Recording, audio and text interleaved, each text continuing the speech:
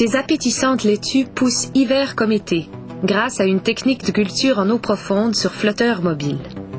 Cela semble compliqué, mais en réalité, c'est très simple. Tout commence avec les graines de laitue, bien entendu. On ne les plante pas comme on le ferait dans un potager. Ici, on utilise une cuvette d'acier reliée à un tuyau d'aspirateur. L'aspirateur tire une graine dans chacun des 276 trous. Cette plaque de mousse, qu'on appelle oasis, est percée du même nombre de trous. En retournant rapidement la cuvette, on transfère les graines dans les trous de l'oasis.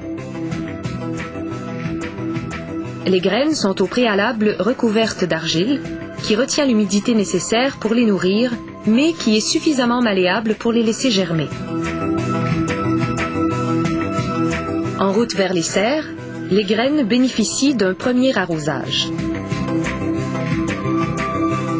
Prélude à un long bain dans ce bassin profond d'une trentaine de centimètres. Des techniciens surveillent et dosent constamment les niveaux d'oxygène et de fertilisants. C'est la clé du succès de la culture hydroponique. Malgré tous ces embryons de plantes assoiffées, le niveau d'eau reste constant grâce à de fréquents arrosages.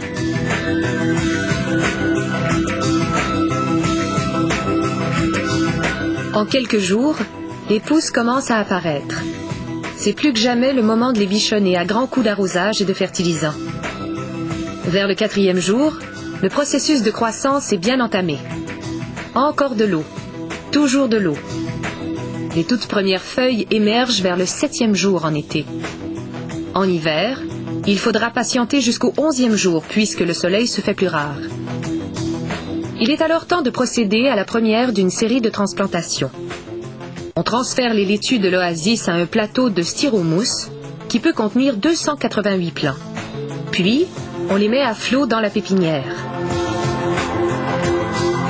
La deuxième transplantation a lieu autour du 13e jour en été, toujours un peu plus tard en hiver.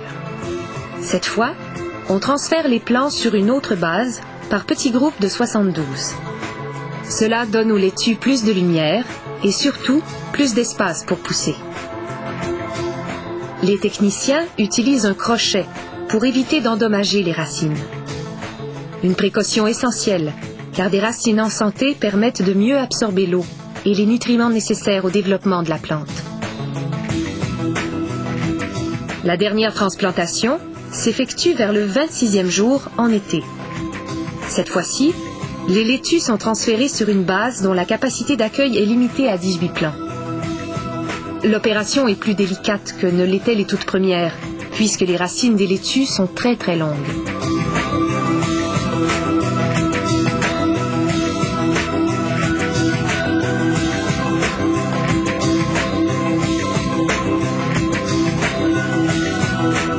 Un dernier flottement dans la zone de production, juste avant la récolte.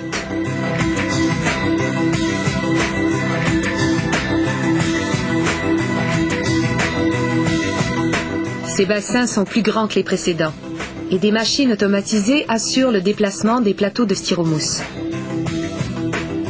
Ce système hydroponique produit 500 plants au mètre carré, presque 5 fois le rendement d'une culture conventionnelle. En prime, il ne nécessite aucun pesticide ni fongicide.